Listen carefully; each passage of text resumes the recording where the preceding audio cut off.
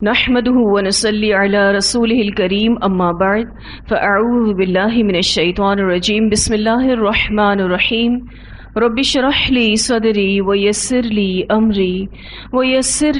امري واحلل عقدة من لساني يفقهوا قولي رب زدني علما اللهم فقهنا في الدين اللهم انا نسألك حبك وحب من يحبك والعمل الذي يبلغنا حبك اللهم ارزقنا اخلاص الہی آمین۔ لیسن نمبر 42 سورہ آل عمران آیت نمبر 23 سے 32 تک۔ اللہ سبحانہ تعالیٰ فرماتے ہیں الم تر الی الذین، کیا نہیں تم نے دیکھا ان لوگوں کی طرف؟ خطاب رسول اللہ صلی اللہ علیہ وسلم سے ہے، کیا آپ نے نہیں دیکھا؟ دراصل یہ بات تعجب کے ساتھ کہی جا رہی ہے۔ اوتوا نصیبا من الکتاب، جو دیے گئے ایک حصہ کتاب میں سے، اشارہ علماء اہل کتاب کی طرف ہے۔ الذین اوتوا نصیبا من الکتاب سے مراد علماء اہل کتاب ہیں، ان کی طرف اشارہ کیا جا رہا ہے۔ اور الکتاب سے مراد کون سی کتاب دی گئی ان کو؟ تورات دی گئی، اور اس کے علاوہ انجیل بھی تھی ان کے پاس۔ تو کتاب سے مراد یہاں پر پھر تورات اور انجیل ہے، اور دوسری مراد آسمانی کتابوں کا مجموعہ، کوئی بھی پھر کتاب، کیونکہ آگے پھر چل کر اس کا معنی قرآن بھی آئے گا۔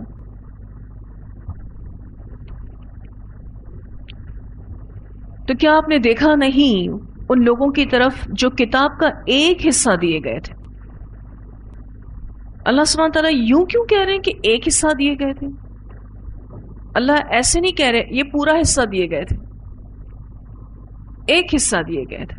اوتوا نصیبا من الکتاب، اس کی وجہ یہ ہے کہ ان کے پاس علم تو بہت تھا، عمل نہیں تھا۔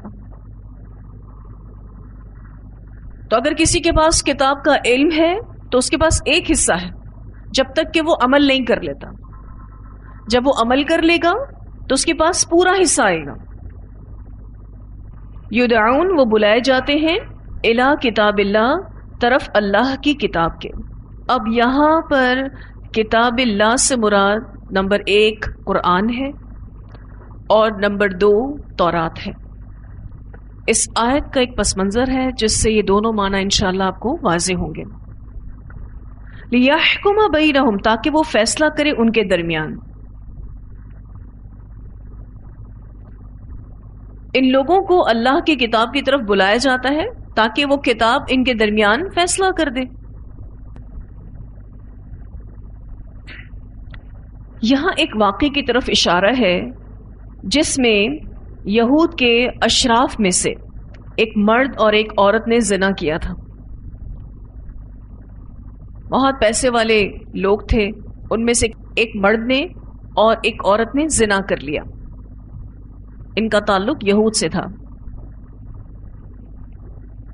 تورات میں زنا کی سزا رجم ہے، یعنی پتھر مار کر ہلاک کرنا، اور یہ سزا موجود بھی تھی، لیکن وہ اپنے ان اشراف کے لوگوں کو اس سزا سے بچانا چاہتے تھے، اس لیے وہ نبی اکرم صلی اللہ علیہ وسلم کے پاس آئے۔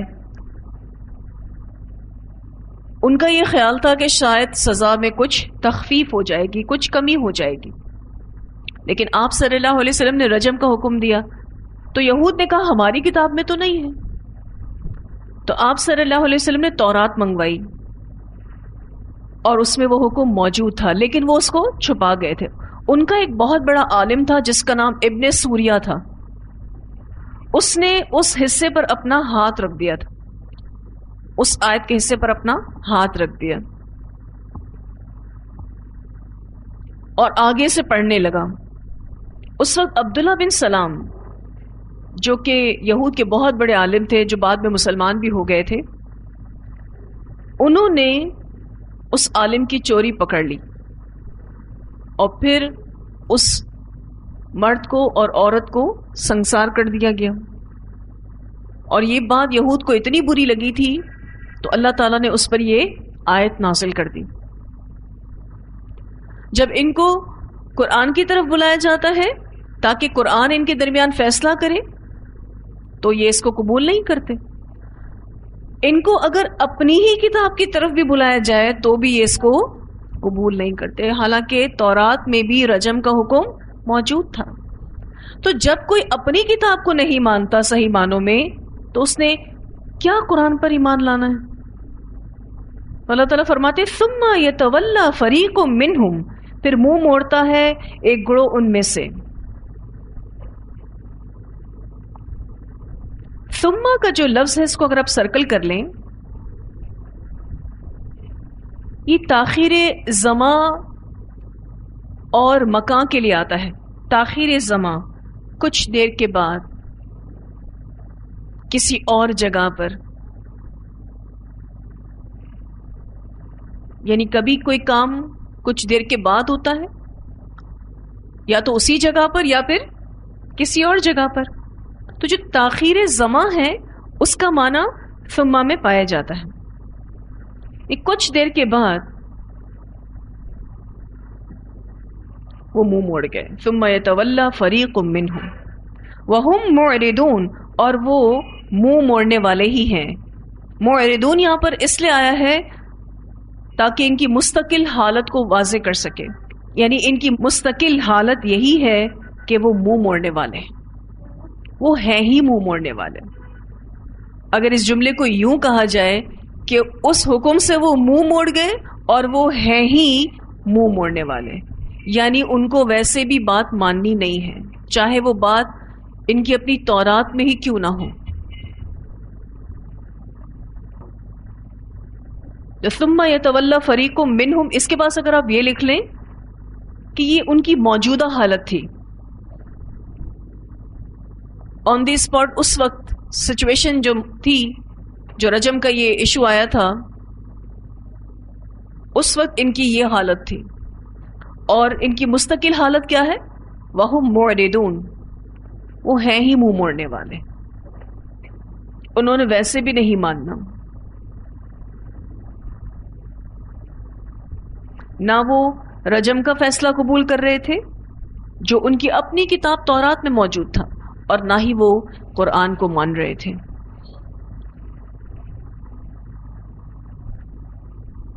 آج مسلمانوں کا بھی کچھ یہی حال ہے.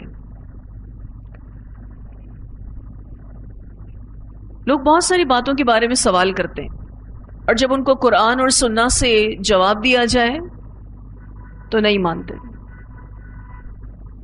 حالانکہ دلیل سامنے ہوتی ہے، قرآن اور حدیث میں لکھا ہوتا ہے، لیکن پھر بھی تسلیم نہیں کرتے. اب آپ کسی کو زبردستی تو نہیں منوا سکتے، نہیں مانتے تو نہیں مانتے. ہمارا کام کیا ہے؟ حق بتائیں، لوگوں کے سامنے حق کو رکھیں. لوگ کیوں نہیں مانتے؟ وجہ کیا ہے؟ کیا وجہ ہے؟ قرآن کو سمجھ کر پڑھا ہی نہیں، آپس کی ضد ہے، ہمارا عالم تو یہ کہتا ہے، فلاں عالم تو یہ کہتا ہے، تو نہیں مانتے. حالانکہ ریفرنس کے ساتھ حدیث ہوتی ہے، قرآن کا ریفرنس ہوتا ہے، لیکن پھر بھی لوگ نہیں مانتے. وجہ یہ ہے کہ ان کے عقیدے کی کمزوری ہے، ان کے اندر ضد ہے، ان کے اندر آر ہے. حق دیکھ کر بھی نہیں مانے کوئی تو پھر اب اس کا کیا علاج؟ اب زبردستی تو کسی کو نہیں منوایا جا سکتا. یہی حال یہود کا تھا، ان کو پتا تھا یہ حق ہے. آپ ابن سوریہ کا عمل دیکھیے کہ اس کو پتا تھا رجم کی آیت موجود ہے تورات میں، اس کے باوجود اس نے ہاتھ رکھ دیا. اس سے آپ کو اس سوال کا جواب مل جاتا ہے. آج بہت سارے علماء کو حق پتا ہوتا ہے لیکن وہ نہیں بتاتے، بالکل ابن سوریہ کی طرح چھپا جاتے ہیں، کیونکہ اگر وہ حق بتا دیں گے تو ان کا دنیاوی نقصان ہوگا، ان کی عالم ہونے کی پوسٹ چلی جائے گی، ان کو پھر کون بڑا مانے گا. لوگوں کو قرآن سے جوڑتے ہی نہیں کہ جب لوگ خود ہی قرآن سمجھنے لگیں گے تو مسئلہ ہی ختم ہو جائے گا. تو پھر ہماری جی حضوری کیسے ہوگی؟ ہمیں کون بڑا مانے گا جب لوگ خود ہی اپنے پیروں پر چلنا سیکھ جائیں گے؟ تو لوگوں کو مضبوط نہیں کرتے علمی اعتبار سے، ان کو بتاتے ہی نہیں حق. آج آپ لوگوں کو دیکھیں تو لوگ علماء کے پیچھے کس طرح سے پڑے ہوتے ہیں، اس مسئلے کا حل پوچھنے کے لیے، اس مسئلے کا حل پوچھنے کے لیے. قرآن کا کچھ عطا پتہ ہی نہیں، قرآن پڑھنا ہی نہیں، نہ کوئی ایسی کلاس کا اہتمام کرتے، نہ کسی ایسے درس کا اہتمام کرتے، نہ ایسی کوئی کوشش کرتے، کیونکہ یہ سوچ ہی نہیں آتی کہ ہمیں قرآن پڑھنا چاہیے. خود ہی سمجھنا چاہیے کیا یہ قرآن میرے لیے نہیں اترا. آپ نے الحمدللہ اتنے پارے ابھی پڑھے ہیں جتنے بھی پڑھے، کیا آپ کو کہیں ایسا لگتا ہے کہ آپ اس کو نہیں پڑھ سکتے؟ کہیں آپ کو یہ چیز محسوس ہوئی کہ یہ صرف علماء کی جاگیر ہے، یا آپ اس کو سمجھ ہی نہیں سکتے، اس کو سمجھنے کے لیے آپ کو پتہ نہیں کتنے علوم پڑھنے پڑیں گے؟ ایسی کوئی بات ہے نہیں. اگر ایسی بات ہوتی تو پہلے مخاطب اس قرآن کے کون تھے؟ مشرکین مکہ، جو پڑھے لکھے نہیں تھے. ان میں سے زیادہ لوگ پڑھے لکھے نہیں تھے، پر انہوں نے قرآن کو سمجھا، اس پر عمل کیا. آج آپ کو کتنے لوگ ایسے بھی کہتے ہوئے ملیں گے آپ قرآن خود سے کیسے پڑھ سکتے ہو، یہ تو کوئی عالم ہی پڑھ سکتا ہے، اور اس کے لیے تو 800 علوم سیکھنے پڑتے ہیں. ایسی تو کوئی بات اب تک مجھے سمجھ میں نہیں آئی، کون سے ایسے 800 علوم ہیں. میں یہ ضرور کہہ سکتی ہوں کہ قرآن میں 800 علوم ہو سکتے ہیں، بلکہ اس سے بھی زیادہ ہو سکتے ہیں. کہ قرآن پڑھ کر تو انسان کے دل دماغ سب کھل جاتے ہیں. اور اس طرح کی بات کرنا کہ یہ تو ہماری سمجھ میں نہیں آ سکتا، پھر آپ جب کسی عالم سے پوچھو اس مسئلے کا حل بتائیں، اور وہ کسی حل کو بتا بھی دیں، تو یہ بھی پوچھا کریں ریفرنس کیا ہے، کہاں سے بتایا آپ نے یہ مسئلے کا حل. وہیں غائب ہو جاتے ہیں زیادہ تر علماء، کیونکہ وہ صرف اور صرف اپنی فکر ہی بتا رہے ہوتے ہیں. اللہ ماشاء اللہ علماء حق بھی الحمدللہ موجود ہیں جو آپ کو ہمیشہ ود ریفرنس ہی بات کریں گے. اور اسی لیے اس کورس کے لیے تہیہ کیا گیا ہے کہ آپ کے سامنے جو بھی حدیث رکھی جائے گی وہ وتھ ریفرنس رکھی جائے گی انشاءاللہ تعالی. کوئی ایسی حدیث بیان نہیں کی جائے گی کہ جس کا ریفرنس ہمیں خود بھی معلوم نہ ہو. اور آپ کو پورا حق ہے معلوم کرنے کا. اگر انسان ہونے کے ناطے کبھی ہم ریفرنس نہ بتائے ہوں تو آپ آ کے پوچھیں اس حدیث کا ریفرنس مس ہے، آپ بتائیے ریفرنس کیا ہے، آپ کا حق بنتا ہے. تو یہ چیز آج اگر سب کے اندر پیدا ہو جائے نا کہ میں جو بھی چیز لوں گی حق کے ساتھ لوں گی اور میں اس پر عمل کروں گی، تو وہ انشاءاللہ قرآن کا پورا حصہ لے گا. پھر آپ ان لوگوں میں شامل نہیں ہوں گے کہ جن کے لیے اللہ تعالیٰ کہتے ہیں کہ ان کے کتاب تو دی گئی، الذین اوتوا نصیبا من الکتاب، پھر آپ ان لوگوں میں شامل نہیں ہوں گے انشاءاللہ. پھر اللہ تعالیٰ نے جو کتاب اتاری اس کا پورا حصہ آپ اپنے نامہ اعمال میں لیں گے، علم اور عمل دونوں کے ساتھ، دونوں ضروری ہیں. پھر اللہ سبحانہ تعالیٰ فرماتے ہیں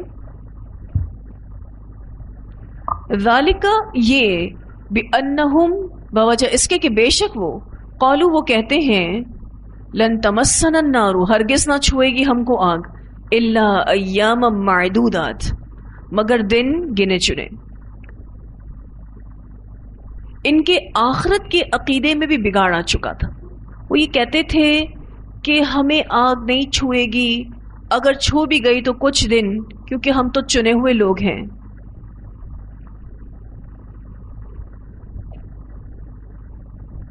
تو ان کے آخرت کے عقیدے میں بگاڑ آ چکا تھا. اور یاد رکھیے گا جب کسی کے عقیدہ آخرت میں بگاڑ آ جائے تو بدعمالی آ جاتی ہے. وہ پہاڑ جتنے گناہ کر کر بھی خوش رہتا ہے، اس کو کوئی فرق نہیں پڑتا. وہ یہ سوچتا ہے کہ میں تو بخشا آیا ہوں، کوئی مسئلہ ہی نہیں میرے ساتھ، ہم تو جنت میں ہی جائیں گے. اور آج بہت سے مسلمانوں کا بھی یہی سوچنا ہے. تو اللہ تعالیٰ اس آیت میں فرماتے ہیں ایک تو یہ لوگ اللہ کی کتاب کو ماننے سے گریز کرتے ہیں، اور پھر یہ بھی کہتے ہیں کہ ہم کو ہرگز آگ نہیں چھوئے گی، ہم تو جہنم میں جائیں گے ہی نہیں، اور اگر گئے بھی تو صرف چند دن کے لیے. اور یہ چند دن کے حساب سے جو بات کرتے تھے وہ اس لیے کہ وہ کہتے تھے وہ جو 40 دن ہم نے بچڑے کی پوجا کی تھی تو ہم 40 دن جہنم میں رہیں گے زیادہ سے زیادہ. اور کبھی کہتے کہ اس زمین کی عمر 7,000 برس ہے، تو ہر 1,000 کے عوض ایک دن ہم جہنم میں رہیں گے، تو 7,000 کے عوض پھر وہ 7 دن جہنم میں رہیں گے، الا ایام معدودات۔ ایک عقیدہ کیا رکھتے کہ 40 دن جو ہم نے بچڑے کی پوجا کی تھی، ہم صرف 40 دن کے لیے جہنم میں جائیں گے، اور اگر گئے تو، ورنہ تو ہمیں جانا نہیں ہے، ہم تو چنے ہوئے لوگ ہیں۔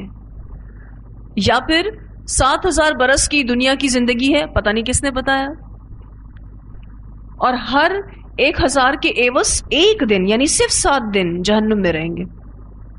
اس لیے جیسے چاہو جیو، جو کرنا ہے کرو، کوئی مسئلہ نہیں۔ اور یہ ان کے من گھڑت عقیدے تھے جس کی وجہ سے یہ دھوکے میں پڑے ہوئے تھے۔ کہتے تھے ہم اللہ کے بیٹے ہیں، ہم تو نبیوں کی اولاد ہیں۔ جیسے میں نے آپ سے بھی ذکر کیا کہ ان کے درمیان 4,000 انبیاء آئے تھے، تو یہ خود کو نبی کی اولاد کہتے تھے۔ کہتے تھے آگ ہمیں نہیں چھوئے گی۔ اور وہ یہ بھی کہتے تھے کہ اللہ تعالیٰ نے یعقوب علیہ السلام سے وعدہ کر رکھا ہے کہ آپ کی اولاد جہنم میں نہیں جائے گی۔ اور یہ یعقوب علیہ السلام کی اولاد تھے نا۔ بنی اسرائیل کون تھے؟ بنی بیٹے اسرائیل یعقوب علیہ السلام کے۔ اسرائیل کن کا لقب تھا یاد ہے نا؟ یعقوب علیہ السلام کا لقب تھا۔ تو وہ کہتے ہیں اللہ تعالیٰ نے یعقوب علیہ السلام سے وعدہ کر رکھا ہے کہ آپ کی اولاد کو ہم سزا نہیں دیں گے۔ پتہ نہیں کہاں سے یہ وعدہ لیا انہوں نے۔ اسی طرح سے نصارہ میں بھی یہ غلط عقیدہ تھا۔ وہ یہ کہتے تھے کہ حضرت عیسیٰ علیہ السلام ہم سب کے گناہوں کے عوض سولی چڑھ گئے، تو ہمیں کچھ نہیں ہوگا۔ اسی لیے ہر عیسائی کے گلے میں آپ کراس دیکھیں گے، وہ صلیب کو مقدس سمجھ کے پہنتے ہیں۔ یہ پیچھے یہ وجہ ہے، کہتے ہیں ہمیں نہیں آنکھ چھوئے گی، ہم تو بلیسڈ لوگ ہیں۔ آج کا مسلمان بھی یہی سوچتا ہے کہ ہم نبی اکرم صلی اللہ علیہ وسلم کی امت سے ہیں، اور آپ صلی اللہ علیہ وسلم نے فرمایا کہ میری امت سب جنت میں جائے گی۔ پتہ نہیں کہاں سے پڑھا انہوں نے۔ اور اسی لیے آپ دیکھیں پاکستان میں ہی ایک بزرگ جن کی درگاہ پر ایک بہشتی دروازہ بنایا گیا، جنت کا دروازہ، اور وہ بزرگ جن کا نام بابا فرید گنج شکر ہے۔ یہ دروازہ سال میں ایک بار کھلتا ہے، اور اس کا نام ہی جنت کا دروازہ رکھا گیا ہے۔ اور اس کے پیچھے عقیدہ یہ ہے کہ جو شخص اس بزرگ کی قبر پر حاضری دے اور اس دروازے سے گزرے تو وہ جنت میں جائے گا۔ تو ساری زندگی اپنی مرضی کے عمل کرتے رہو، جتنے گناہ کرنے کرتے رہو، اور سال میں ایک مرتبہ یا زندگی میں ایک مرتبہ یہاں جا کے اس جنت کے دروازے سے گزر جاؤ۔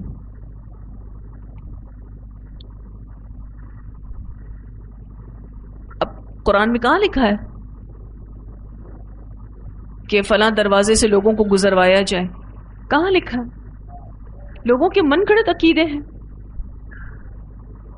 یہ سب نجات کے سستے نسخے ہیں، عمل نہیں کرنا پڑے، کچھ بھی سستی سستی سی جنت مل جائے اور آرام سے ہم جنت میں چلے جائیں، یہ شارٹ کٹس مل جائیں۔ آپ کو پتا ہے اس دروازے سے گزرنے کے لیے لوگ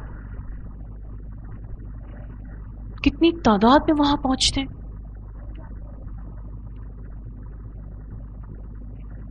اللہ رحم کرے ہمارے حالوں پر۔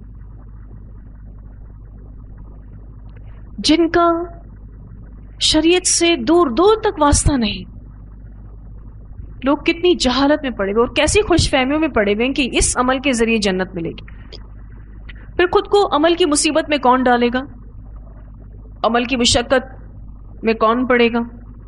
فلاں بزرگ کا دامن پکڑ کے جنت میں چلے جاؤ۔ ماں باپ نماز نہیں پڑھتے، بچوں کو حافظ بناتے ہیں، کہتے ہیں یہ ہمیں بخشوا لے گا۔ ایسے ہی بخشوا لے گا، خود نماز نہیں پڑھ رہے، نہ دین کا کچھ پتا ہے، لیکن بچے حفظ کر رہے ہیں، اور اس کے پیچھے یہ عقیدہ ہے کیونکہ کل نیکوکار لوگ شافع بنیں گے، شفاعت کریں گے نیکوکار لوگ، جس کو اللہ اذن دے اور جس کے لیے اذن دے۔ یہ بھول جاتے ہیں، جس کو اللہ اذن دے اور جس کے لیے اذن دے گا وہ شفاعت کا حقدار ہوگا، ایسے تو نہیں ملے گی شفاعت. پھر فلاں نسل سے تعلق ہو، سید ہوں، تو ہم تو نبی اکرم صلی اللہ علیہ وسلم کی آل سے ہیں، اسی لیے ہم تو بخشے بخشائے ہیں. سیدوں کے بارے میں یہ عقیدہ ہے کہ نبی اکرم صلی اللہ علیہ وسلم کی آل سے ہیں تو ان کا مسئلہ ہی نہیں، ان کو کوئی عمل کرنے کی ضرورت نہیں. یہ سب کچھ دھوکہ ہے، من گھڑت ہے، اس کی کوئی دلیل قرآن و سنت سے نہیں ملتی. اور آج امت انہی غلط عقائد میں پڑھ کر اپنا ایمان کمزور کر رہی ہے. جب تک ان عقیدوں کی اصلاح نہیں ہوگی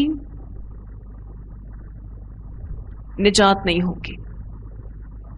اللہ تعالیٰ فرماتے ہیں وَغَرَّهُمْ فِي دِينِهِمْ، اور دھوکے میں ڈالا ان کو ان کے دین نے. یہ دھوکہ ہی ہے نا کہ کچھ نہ کرو اور جنت ملے گی. غرہ کا جو لفظ ہے آپ اردو میں بھی پڑھتے ہیں غرور، اس کا معنی ہوتا ہے کسی کو غافل پا کر اپنا مقصد اس سے حاصل کرنا. کسی کو غافل پا کر اپنا مقصد اس سے حاصل کرنا. اسی سے ہی لفظ غرور بھی ہے اور اسی سے ہی لفظ مغرور بھی نکلا ہے. مغرور شخص دھوکے میں ہوتا ہے نا کہ وہ سب سے اچھا ہے، حالانکہ ایسا ہے نہیں. وَغَرَّهُمْ فِي دِينِهِمْ، اور دھوکے میں ڈالا ان کو یعنی یہود کو ان کے دین نے.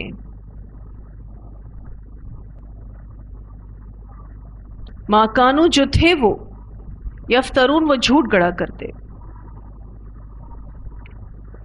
جھوٹ یہی کہ ہم جہنم میں نہیں جائیں گے، اور اگر گئے بھی تو چند دنوں کے لیے. یہ وہ جھوٹ تھا جو یہ گھڑ رہے تھے.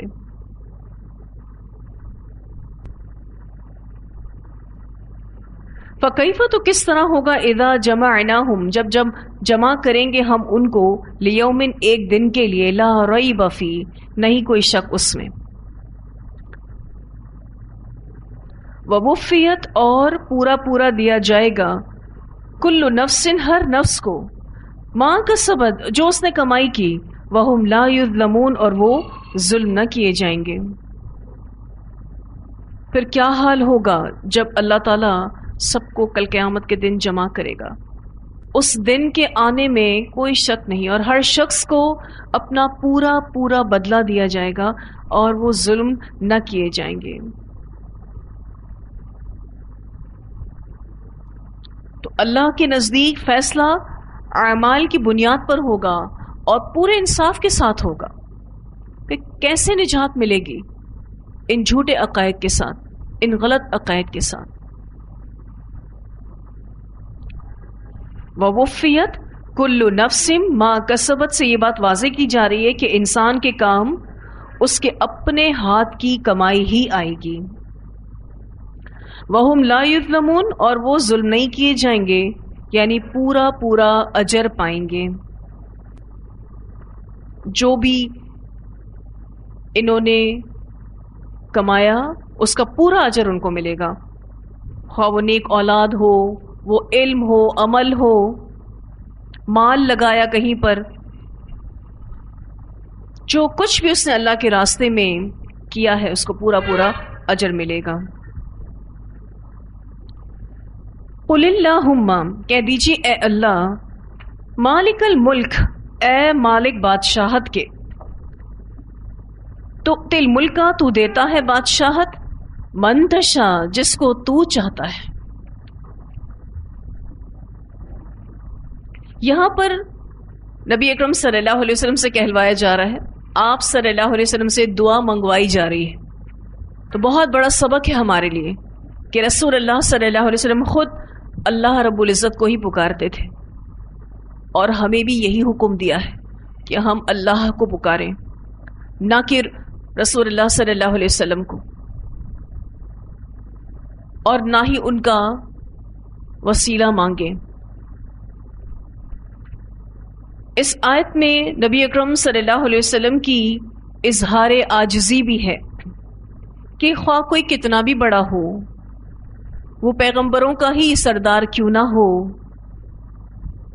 جو مخلوق میں سب سے اعلیٰ ہی کیوں نہ ہو وہ اللہ کے سامنے عاجز ہے، کیونکہ رسول اللہ صلی اللہ علیہ وسلم سید المرسلین تھے، ہیں، رہیں گے، اور آپ مخلوق میں سب سے اعلیٰ ہیں. لیکن اس آیت میں نبی اکرم صلی اللہ علیہ وسلم اللہ سے دعا مانگ رہے ہیں. آپ صلی اللہ علیہ وسلم کو یہ انداز دیا گیا کہ مانگیے، کہیے. تو بہت اہم سبق ملتا ہے کہ ہم سب کو بھی اللہ ہی کو پکارنا چاہیے. آج لوگ اللہ سے کم مانگتے ہیں اور یا علی کہہ کر اور یا غوث پاک کہہ کر دعائیں مانگتے ہیں، حالانکہ حضرت علی رضی اللہ تعالیٰ عنہ توحید پر قائم تھے اور اتنا زیادہ مضبوطی کے ساتھ توحید پر قائم تھے کہ وہ یہ کہا کرتے تھے کہ اگر اللہ رب العزت میرے سامنے بھی آ جائیں تو میرے ایمان میں کوئی فرق نہیں آئے گا، میں بن دیکھے ہی اللہ پر اتنا ایمان رکھتا ہوں. اتنا زیادہ اللہ کی توحید پر جمے ہوئے تھے اور ہمیشہ حضرت علی نے اللہ سے مانگا. پھر جانے کیوں لوگ حضرت علی کی ذات کو لے کر شرک کرتے ہیں. ذرا کوئی چیز گر جائے یا غوث پاک، ذرا کوئی پرابلم آ جائے تو یا غوث پاک یا پھر یا علی.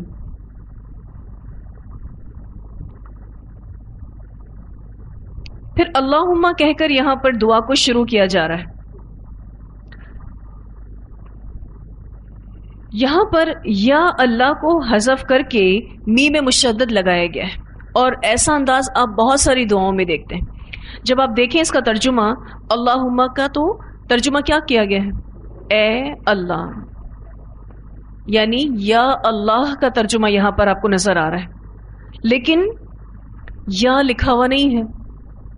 اس یا اللہ کے یا کو حذف کر کے میم مشدد میں دے دیا گیا. آخر میں آپ میم مشدد دیکھ رہے ہیں، اللہم، معنی دونوں کا ایک ہے. آپ یا اللہ کہیں ترجمہ اے اللہ، اللہم کہیں ترجمہ اے اللہ.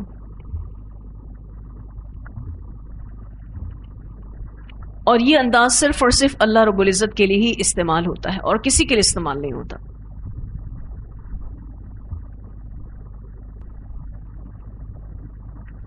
مالک الملک، اے مالک بادشاہت کے، تو تل ملک کا، تو دیتا ہے بادشاہت منتشا، جس کو تو چاہتا ہے. تو اس آیت کی ابتدا میں اللہ کی بے پناہ قوت اور طاقت کا اظہار ہے کہ وہ جسے چاہے بادشاہی دے. وَتَنزِعُ الْمُلْكَ، اور چھین لیتا ہے بادشاہت میں منتشا، جس سے تو چاہتا ہے، اور جس سے چاہے بادشاہی چھین لے. الملکہ سے مراد یہاں پر ابن عباس کے نزدیک نبوت ہے، کیونکہ مکہ والے یہ کہتے تھے کہ اللہ نے 2 بڑی بستیوں کے سردار پر نبوت کیوں نہیں اتاری. تو یہ اس کا جواب ہے کہ اللہ نبوت دیتا ہے جس کو چاہتا ہے اور جس کو چاہے نہ دے.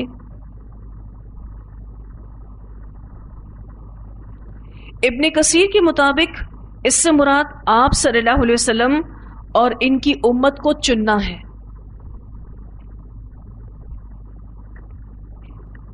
ابن کثیر کے مطابق اس سے مراد آپ صلی اللہ علیہ وسلم اور ان کی امت کو جو چنا گیا ہے اور آپ صلی اللہ علیہ وسلم کو نبوت دی گئی اور بنی اسرائیل سے امامت کو لے کر امت مسلمہ کو جو دیا گیا ہے، اللہ اس کی بات کر رہے ہیں.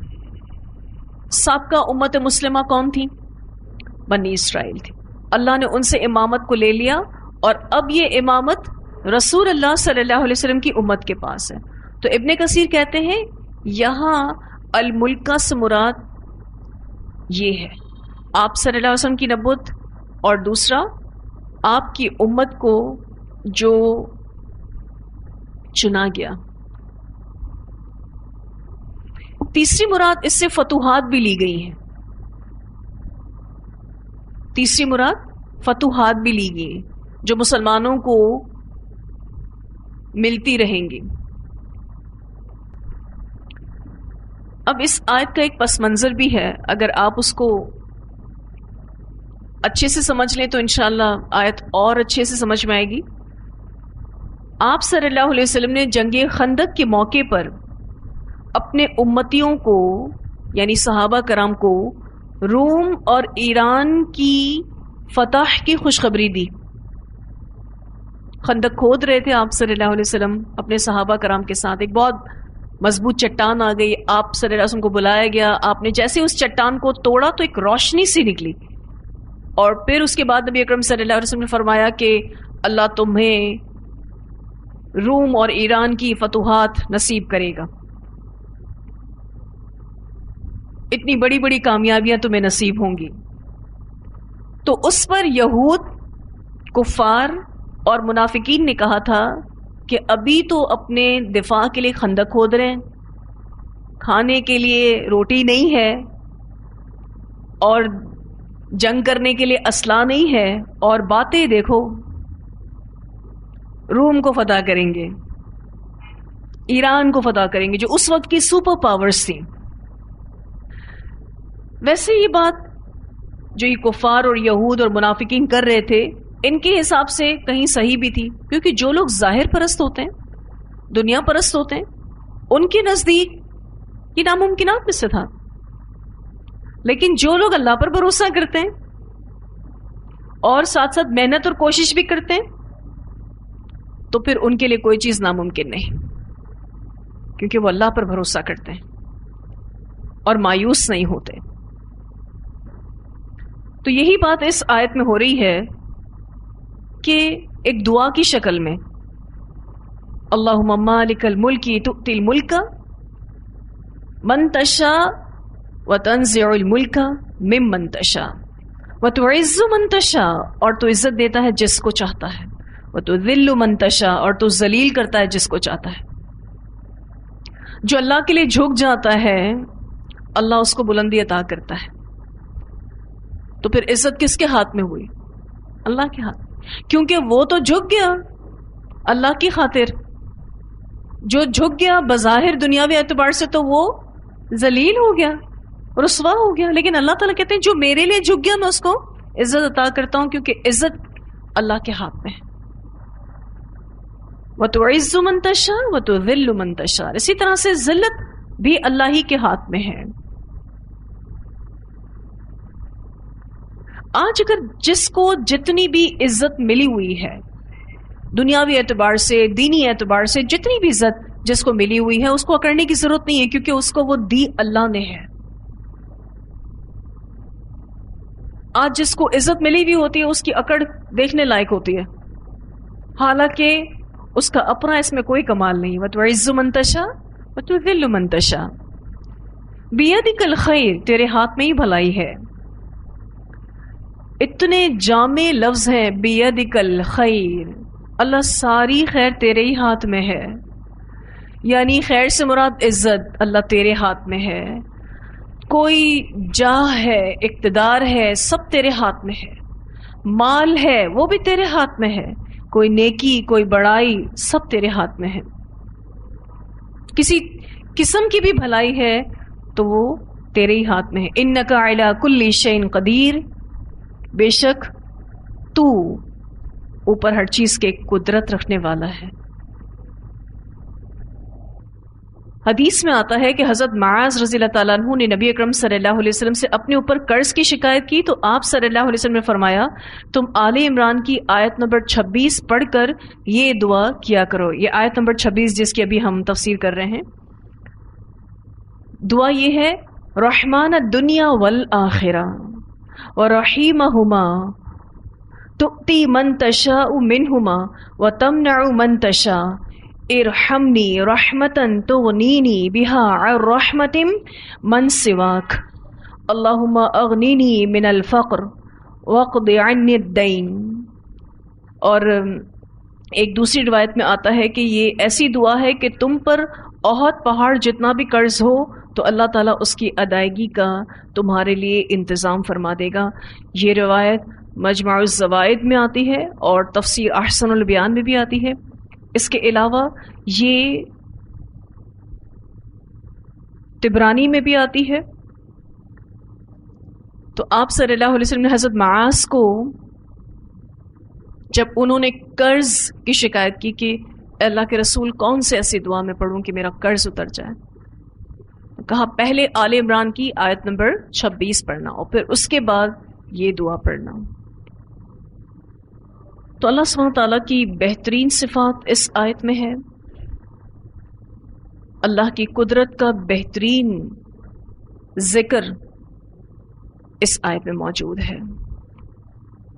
تولج اللیل، تو داخل کرتا ہے رات کو، فی النہاری دن میں، وتولج النہار فی اللیل، اور تو داخل کرتا ہے دن کو رات میں، وتخرج الحی من المیت، اور تو نکالتا ہے زندہ کو مردہ سے، وتخرج المیت من الحی، اور تو نکالتا ہے مردہ کو زندہ سے، وترزق من تشاء، اور تو رزق دیتا ہے جس کو تو چاہتا ہے، بغیر حساب، بغیر حساب کے۔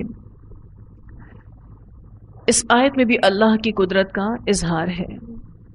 ان 24 گھنٹوں میں کتنا بڑا چینج اس کائنات میں آتا ہے، رات کا دن میں بدلنا اور دن کا رات میں بدلنا، یہ اللہ کے سوا کوئی نہیں کر سکتا۔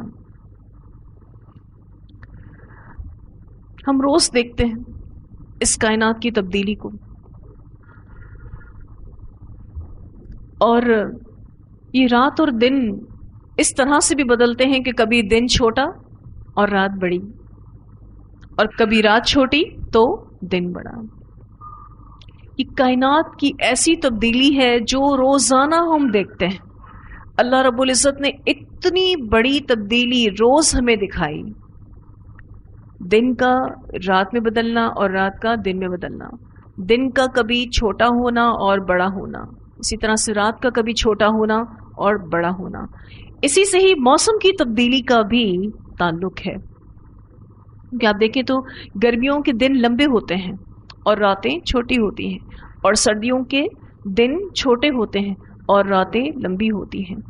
اللہ ہی ہے جو دن کو رات میں اور رات کو دن میں داخل کرتا ہے۔ پھر دوسرا حصہ وَتُخْرِجُ الْحَيَّ مِنَ الْمَيِّتِ، اور نکالتا ہے زندہ کو مردہ سے، وَتُخْرِجُ الْمَيِّتَ مِنَ الْحَيِّ، اور نکالتا ہے مردہ کو زندہ سے۔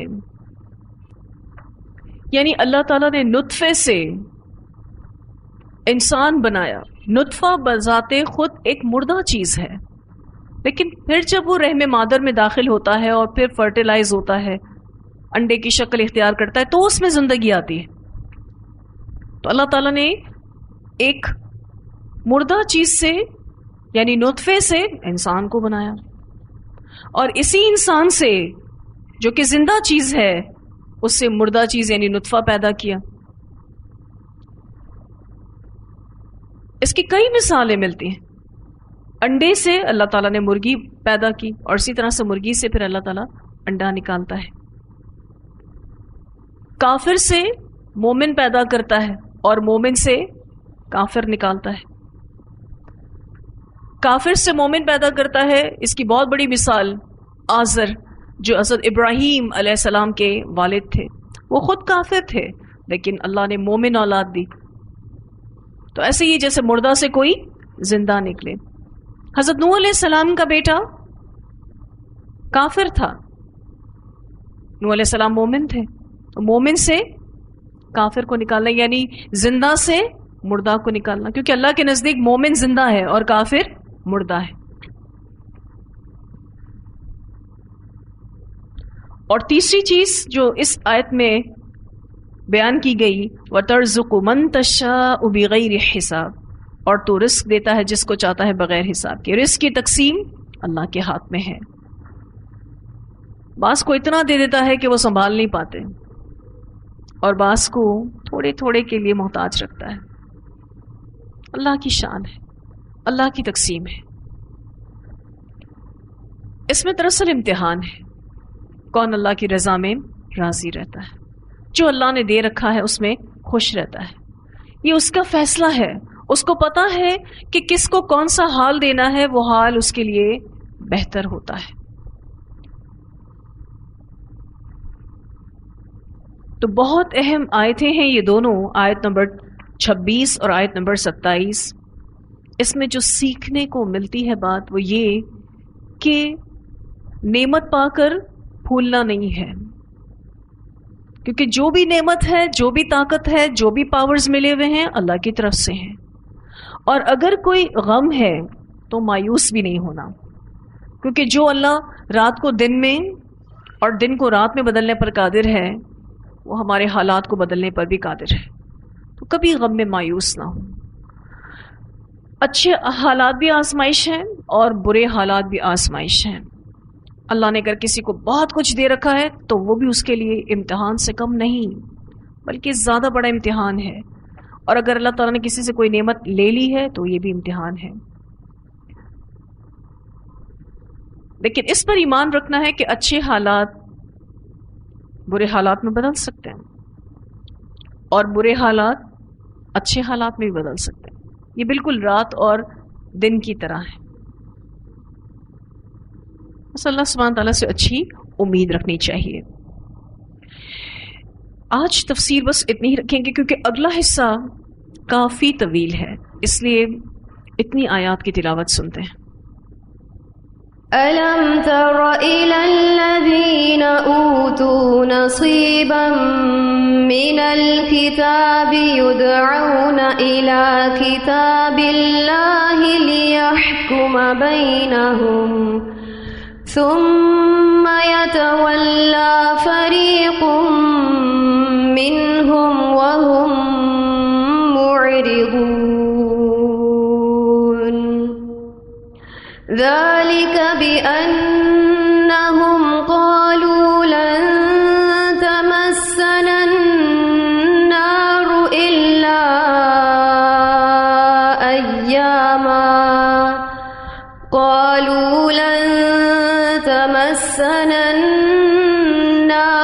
إلا أياما معدودات وغرهم في دينهم ما كانوا يفترون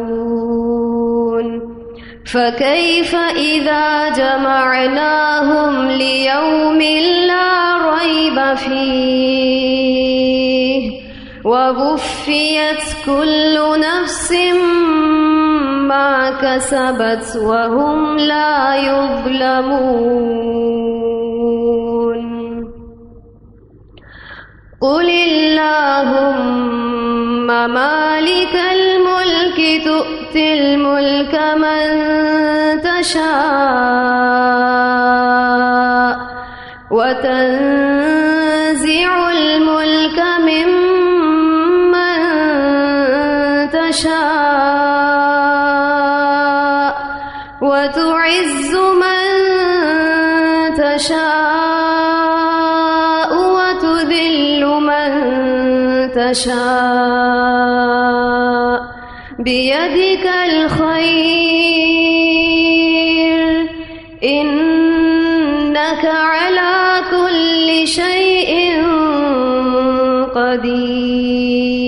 قدير تولج الليل في النهار وتولج النهار في الليل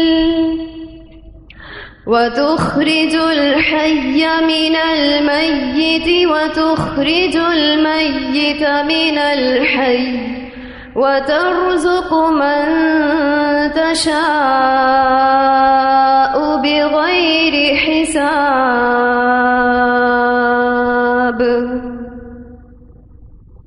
جی واضح ہے اتنی آیات؟